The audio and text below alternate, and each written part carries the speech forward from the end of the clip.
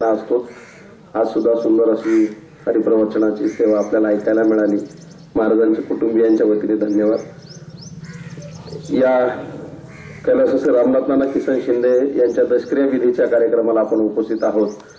प्रचंड आयुष्याचा एक संघर्ष दोघा बंधूंनी सहन केला आणि आपली पिढी उच्च शिक्षित बनवली आणि पुढची पिढी प्रगतीच्या दिशेने वाटचाल करते। या दोन्ही भावांचं आणि कुटुंबाचं मोठं यश आहे। या कार्यक्रमासाठी अनेक मान्यवर पाहुणे प्रातिनिधिक स्वरूपामध्ये श्रद्धांजली व्यक्त करण्यासाठी मी सुरुवातीला कोदरा सरांना विनंती करतो की आपण आदरांजलीसाठी पुढे यावं।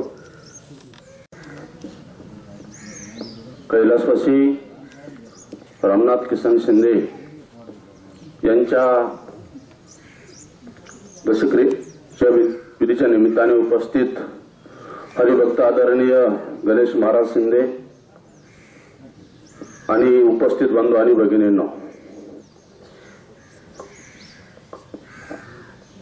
वेल्हाळे आणि सायकंडी परिसरामध्ये एक लोकप्रिय असं व्यक्तिमत्व असलेले रामनाथ किसन शिंदे उर्फ नाना आपण त्यांना म्हणतो। आमच्या परिसरामध्ये शिंदे पाटील नावाने ते प्रसिद्ध आहेत। अतिशय खेळीमेळीचा स्वभाव, निर्मळ व्यक्तिमत्व, कुणावरही सहजासहजी न रागवणारे असं व्यक्तिमत्व। आणि महाराजांनी सांगितलं, कुळी कन्या पुत्र होती जे सात्विक तयाचा हरिक वाटे देवा। खरोखर त्यांच्या कुळामध्ये जे कन्या आणि पुत्र जन्माला आलेत ते खरोखर अतिशय सोजवळ अशा प्रकारचे आहेत। समाजाला नातेवाईकांना तर आनंद वाटेलच, परंतु परमेश्वरालाही आनंद वाटेल अशा प्रकारचे कुळामध्ये ते जन्माला मुलं मिळालेले आहेत। मुलांना शिक्षित करण्यासाठी त्यांनी खूप प्रयत्न केलेले आहेत। मुलगी डॉक्टर झालेली आहेत, मुलं मुली नातवंड पत्नी भाऊजाई असा खूप मोठा परिवार त्यांच्या पाठीमागे आहे। मी फार वेळ न घेता नानांना माझ्या गोपनीय परिवाराच्या वतीने आमच्या वेल्हाळे गावच्या सर्व सोसायटी किंवा सर्व संस्था ज्या आहेत त्या संस्थेच्या वतीने भावपूर्ण आदरांजली देतो। थांबतो। जय हिंद, जय महाराष्ट्र। मी पाटील सर, मी ज्यावेळेला संगमनेरमध्ये आलो त्यावेळेला मी संगमनेरमध्ये आज मी 30 वर्ष राहिलो। संगमनेरमध्ये आल्यानंतर मी प्रथम यांच्याच घरी राहिलो होतो। मी गेले जवळपास यांच्या घरी 10 वर्ष राहिलो। 10 वर्ष राहिलो आणि यांना मी तसं नावाने कधी ओळखतो, घरमालक असंच म्हणायचो। आणि यांचा आणि आमचा इतका संबंध होता की एक घरातलं कुटुंबातलं व्यक्तिमत्व आज हरपल्याचं असं वाटतं मला। त्यांची जी मुलं आहेत, शारदा ही तर छोटी होती, तिचा आणि आमच्या मुलीचा फार म्हणजे संबंध असायचा। परत ही जी मुलं गणेश भारत वगैरे ही छोटी मुलं ही तिकडे सायकंडी तिकडे वेराळकडे राहायचे, त्यांचा जास्त संबंध असायचा। पण हे जे इथली जी मुलं होती गणेश आणि शारदा यांचा आमच्याशी फार संबंध होता। घरमालक म्हणून त्यांनी कधीही आमचा त्यांचा असा कधी कुठल्याही गोष्टीवर वाद नव्हता। आणि दुसरी गोष्ट, त्यांचं कुठल्याही गोष्टीवर ज्यावेळेला मी घर घेतलं त्यावेळेला त्यांना माझ्यापेक्षा जास्त आनंद त्याला झाला की सर तुम्ही इथं राहिला। मला सगळ्यात आनंद असा आहे की तुम्ही माझ्या घरातून डायरेक्ट तुमच्या घरी येत। त्या अशा आणि त्यांचे शरदचे वडील अमृत शिंदे आणि हे रामनाथ भाऊ यांचा माझ्यावर इतका प्रेम असायचं की प्रत्येक गोष्ट असेल ते त्यांना वाटायचं की एक आपल्या घरी एक अमृतवाणी सर राहतात आणि त्यामुळे ते प्रत्येक गोष्ट माझ्याशी बोलत असायचे, सांगत असायचे, आपल्या मुलांच्या शिक्षणाबद्दल बोलत असायचे। आज मला ते गेल्यानंतर मला माझ्या घरचंच व्यक्तिमत्व कुणीतरी गेल्यासारखं वाटते। वडीलधाऱ्या माणसांचा आशीर्वाद आमच्या कुटुंबाचा हरवल्यासारखं मला वाटते। माझ्या कुटुंबाच्या वतीनं या व्यक्तीला मी भावपूर्ण श्रद्धांजली अर्पण करतो। नाही, आधुनिक शेती करायची। केशव कटिंग एक लेखक ते फार भारी लिहितात की पांढऱ्या कागदावर निळं करणं सोपं असतं साहेब, पण काळ्या जमिनीला हिरवगार करणं फार अवघड असतं। आणि ते अवघड काम सोपं करून त्यात आधुनिकता आणून सन्माननीय रामनाथजींनी शेती ही समर्थपणे सांभाळली आणि मुलांना शेतीत एक मुलगा काम करत असेल तर दोघांना इलेक्ट्रिशियन व्यवसायात पदार्पण करायला लावलं। मुलींना सुद्धा उच्च शिक्षित डॉक्टर बनवलं। ते एक गमक या परिवाराचं यशाचं आहे। यानंतर आदरांजली व्यक्त करण्यासाठी मी कोदरा सरांना विनंती करतो की आपण भगवान श्रीकृष्णांनी भगवद्गीतेमध्ये सांगितलेले आहे, जातस्य हि ध्रुवम जन्म मृतस्य च तस्मात् हि परिहार्यर्थे न त्वं शोचितुमर्हति। अर्जुनाला उपदेश करताना भगवान श्रीकृष्णाने सांगितलं की हे अर्जुना, हे शरीर एक ना एक दिवस जाणार आहे. कुठला आयुष्याचा दोरा, येरवा उगा पसारा, टाकुरी भोवती रांडापुरे, अंती होती पाठभोरे. शरीराची होय माती, कोणी न येते अंती सांगाती. एक दिवस आपल्याला या इहलोकाचा निरोप घेऊन जावंच लागतं. खरोखर रामनाथ मामा आणि अमृता मामा यांची या निमित्तानं मला खरोखर प्रकर्षाने आठवण येते. जेव्हा आमचे 2 नंबरचे बंधू मुलगी बघण्यासाठी संगमनेर या ठिकाणी आले, रामनाथ मामा असेल, अमृता मामा असेल, आमचे सासरे त्र्यंबक भाऊ असतील, खरोखर या तिघांचा खूप जिव्हाळा, खूप प्रेम. आणि या तिघांनी ठरवलं की आपल्याला माळेगावला बाळासाहेब कुलकर्णी सर यांना मुलगी द्यायची आहे. अमृता मामा म्हटले, अहो गुरुजी, त्यांची परिस्थिती थोडीशी हलकीची आहे. नाही म्हणे, मुलगा शिकलेला आहे आणि चांगला उच्च शिक्षित असल्यामुळे भविष्यात त्याला नोकरी मिळेल. आशेवर खरोखर या तिघांनी विचार केला आणि त्र्यंबक भाऊ ढोले यांची मुलगी म्हणजे मामांची, अमृता मामांची आणि रामनाथ मामांची भाची मला सौभाग्य होते म्हणून लाभली आणि हा परिवार हळूहळू पुढे चालला. खरोखर अमृता मामा असतील, रामनाथ मामा असतील, जेवढे प्रेम मुलीवर केलं नाही तेवढं भाषेवर यांनी प्रेम केलं आणि क्षणोक्षणी त्यांची आठवण या निमित्ताने येत असते. खरोखर मामांची जेव्हा घटना घडली तेव्हा मी माझ्या आसरूंना खूप आवर घातला. काही जरी असलं तर मामांना जर आपण सांगितलं तर आमच्या मध्यस्थीमध्ये मामा दुआ होते. खूप त्यांनी मलाही समजून सांगितलं असेल, माझ्या पत्नीलाही समजून सांगितलं असेल. एवढंच नाही, माझ्या मुलाचाही विवाह त्यांच्याच त्या ठिकाणी मार्गदर्शनाखाली पार पडला आणि अशा प्रकारचा हा खेडेबेडीचा परिवार हा आमचा या ठिकाणी या तिघांमुळे या ठिकाणी उभा राहिला. या निमित्तानं मला आवर्जून ही गोष्ट या ठिकाणी सांगावीशी वाटते. खरोखर सर्व खूप चांगलं झालेलं आहे मामा, परंतु अमृता मामा असेल, तुम्ही असेल, माझं हे कौतुक पाहायला आम्ही या ठिकाणी तुम्ही नाहीये. परंतु तुका म्हणे एका मरडीची सरे उत्तमाची उरे कीर्ती मागे, तुमची कीर्ती ही अमर आहे आणि जोपर्यंत या देहामध्ये प्राण आहे तोपर्यंत तुमच्या या कीर्तीला आम्ही पुढेच नेणार आहोत. कारण संत तुकाराम महाराजांनी म्हटलेलं आहे, आपुल्या हिताचे असे जागता धन्य माता पिता तयाची, आपुरी कन्या पुत्र होती जे सापुरलं तयाचा हरिक वाटू देवा. गीता भागवत करीती श्रवण अखंड चिंतन विठोबाचे. या उक्तीप्रमाणे रामनाथ मामांना जे अपत्य आहेत, त्याचबरोबर ज्या कन्या आहेत, या खरोखर मामांचं नाव हे रोशनच करणार आहे. आणि म्हणून या ठिकाणी जसं अभिमन्यू असेल, तुकोबाराय असतील, यांना सुद्धा त्या ठिकाणी मृत्यू चुकलेला नाही. अभिमन्यूचा मामा भगवान श्रीकृष्ण, त्याचबरोबर सगळं गणगोत त्या ठिकाणी असून सुद्धा कुठला आयुष्याचा दोरा, येरवा उगा पसारा, टाकुरी होती रांडापुरे, अंती होती पाठमोरे.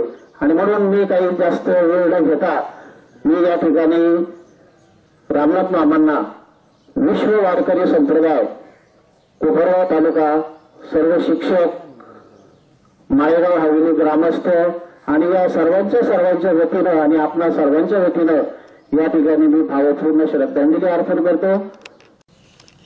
या अभंगाप्रमाणे ज्यांनी शेतीलाच आपली पंढरी मानलं तो निमज येथील शिंदे परिवार आणि शिंदे परिवारातील 2 भाऊ, त्यापैकी अमृता शिंदे हे आमच्या गुंजावडी गावामध्ये अगोदर विद्यानगरमध्ये स्थायिक झाले, त्यानंतर आमच्या गुंजावडी गावामध्ये आणि रामनाथ मामा हे सायखिंडी या ठिकाणी स्थायिक झाले. सातत्यानं विविध कष्ट करत, कष्टाची कामं करत आणि चांगल्या प्रकारची शेती करत या दोन्ही भावांनी उत्तम असं जीवन जगलं. आणि हे जीवन जगत असताना दोघांनाही सामाजिक राजकीय कामामध्ये खूप मोठा सिंहाचा वाटा त्या दोघांचाही, दोन्ही भावांचा राहून गेलेला आहे. आपण जर पाहिलं तर निमद येथून आलेला हा परिवार ज्या गावामध्ये आहे त्या गावामध्ये अत्यंत लोकप्रिय असा समजला जातो. आमच्या गुंजावडी गावामध्ये स्वर्गीय अमृता पाटील शिंदे यांचे चिरंजीव अमृता असते, त्यांचे चिरंजीव मारुती असतील किंवा त्यांच्या सुनबाई ललिताताई असतील, या आमच्या गुंजवडी गावामध्ये राजकारणामध्ये राहून सातत्याने आमच्या पाठीशी खंबीरपणाने विकास कामामध्ये सातत्याने सहभागी होत आहेत. असा हा अत्यंत प्रामाणिक कष्ट केलेले नाना आज आपल्यातून 10 दिवस झालेले आहे. त्यांच्या जाण्याला संपूर्ण शिंदे परिवाराला खूप मोठं दुःख झालेलं आहे.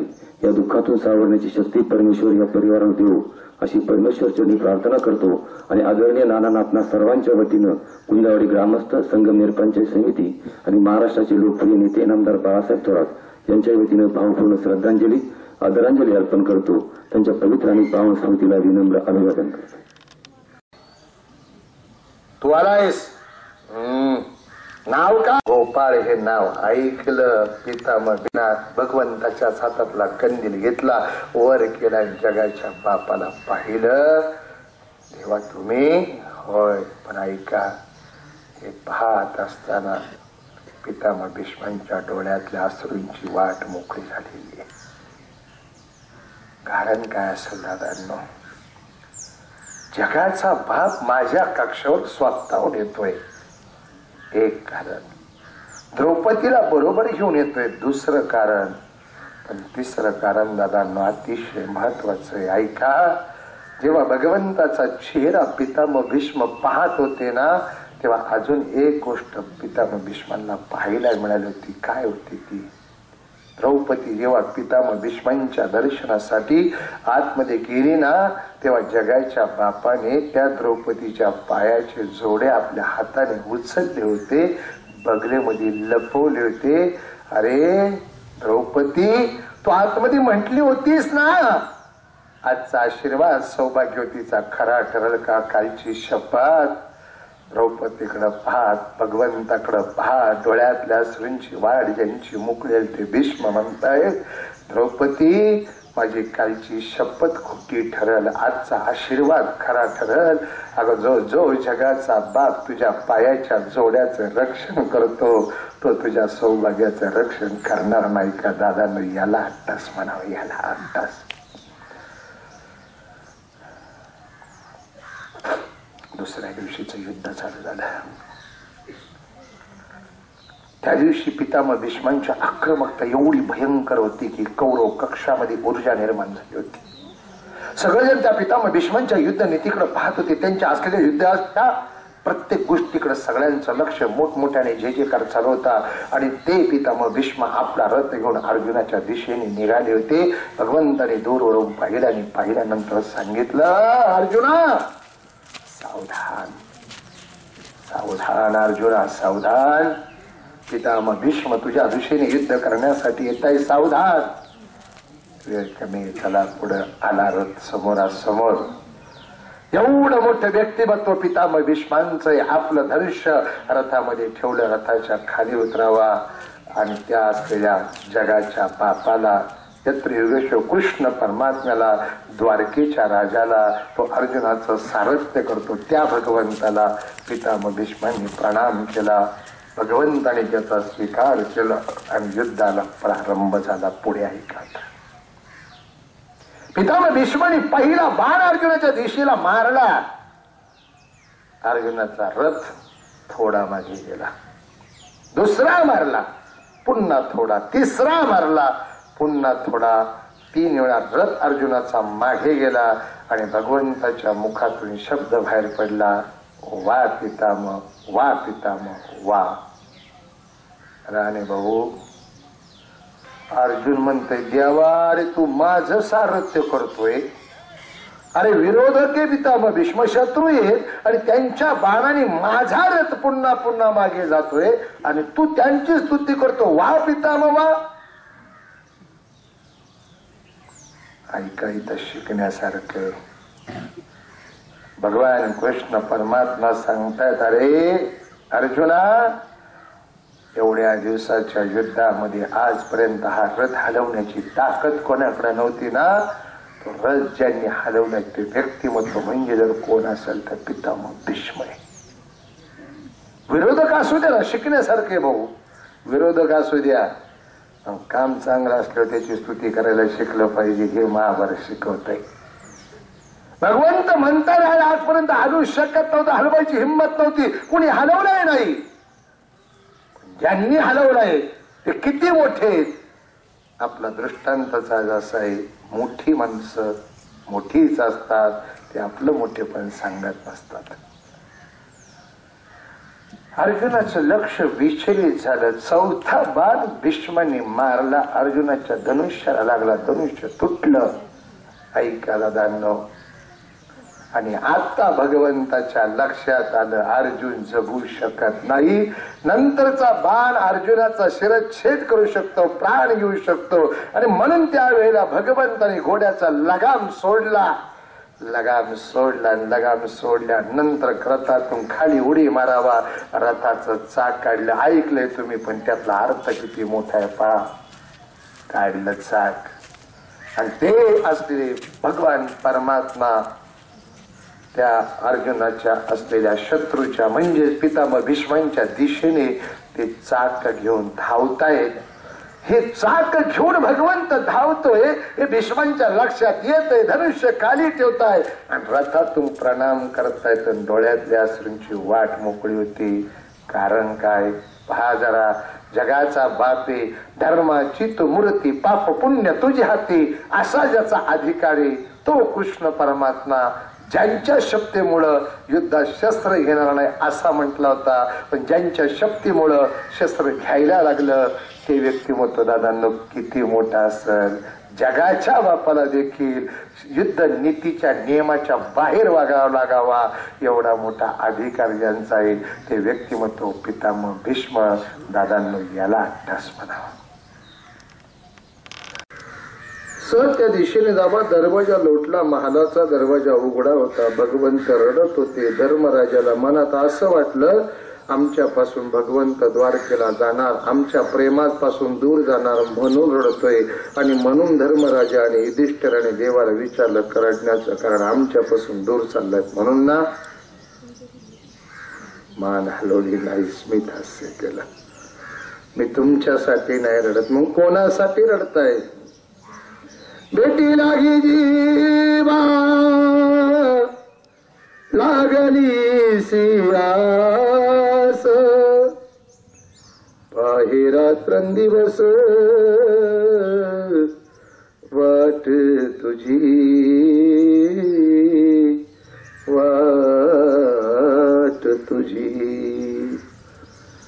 ज्यांच्या कंठामध्ये फक्त प्राण आहे, शरीर पूर्ण जीर्ण झाले, रक्त संपून गेले आणि त्याही अवस्थेत शिरपंजरी पडलेले असताना त्या अंतःकरणातून जे माझा धावा करतात मी त्यांच्यासाठी रडतोय.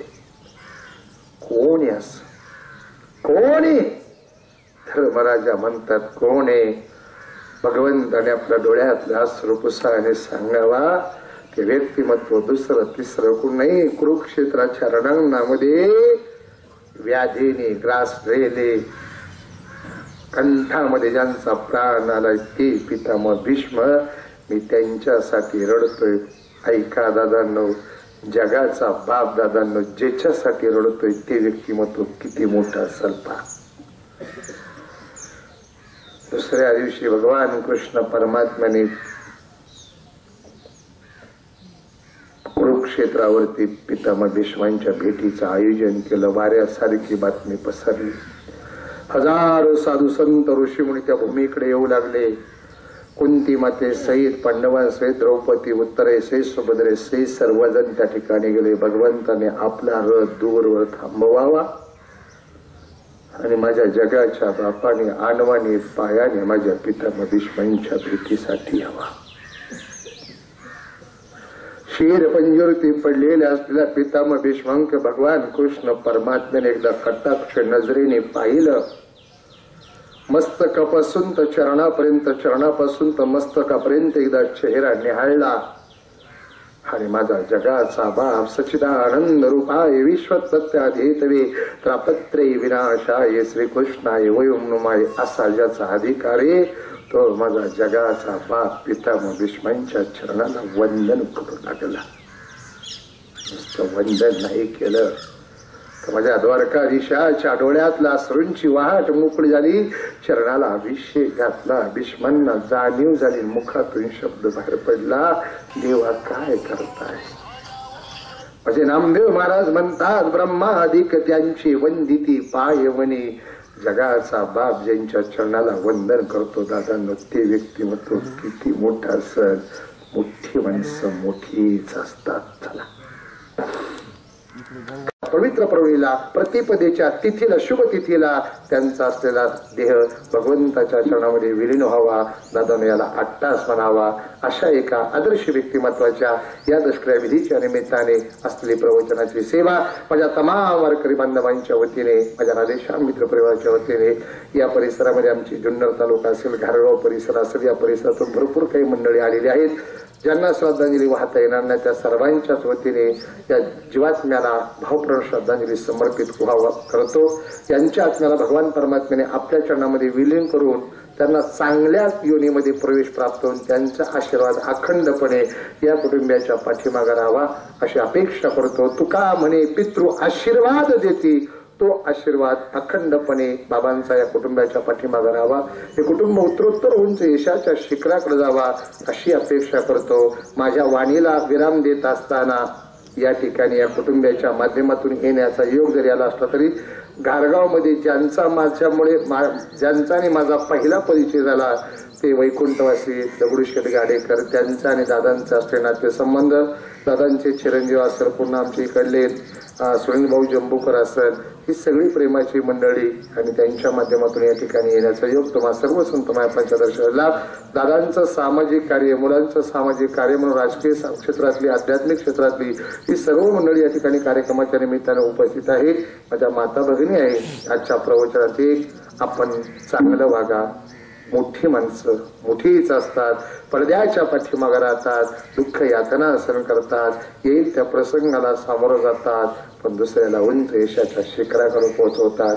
एवढं बरोबर घेऊन जा एवढीच अपेक्षा करतो आणि माझ्या वाणीला विराम देतो. पुंडलिका विठ्ठल श्री बालदेव तुकाराम पंढरीनाथ भगवान की जय. मौलिका उत्कर्ष आपल्या कुटुंबाचा त्यांच्या रूपाने साधला जावा हा छोटासा आशावाद असतो. शेवटी बाप घराचा आधार असतो, आई घराचे संस्कार असते, तो बाप घराच्या सगळ्या खांबांप्रमाणे घराला जोपासत असतो आणि तेच काम रामनाथ नानांनी उभ्या आयुष्यात केलं. त्यांना भावपूर्ण आदरांजली म्हणून सुरेश भटांच्या शब्दात चारोळी फक्त इतकीच, घेतात माझ्या दुःख संतांचे विनावे, वाळल्या वेलीस माझी फुल अमृतांची यावे, स्पंदने ज्ञानेश्वरांची वक्षांत व्हावी, इंद्रिया वाचून इंद्रिय भोगीत जावे, जे काही सोसले ते मुक्ताईचे असावे, रंजल्या गांजल्यांच्या लोचनी परिमी रडावे आणि जगाच्या कल्याणासाठी, कुटुंबाच्या कल्याणासाठी रामनाथ नानांच्या रूपाने माझे सुद्धा जाते गरगरावे. तसं प्रत्येकाचं आयुष्य कुटुंबाच्या कल्याणासाठी रामनाथ नानांच्या रूपाने गरगरावं, तोच एक छोटासा आशावाद आजच्या या दशक्रिया विधीच्या निमित्ताने.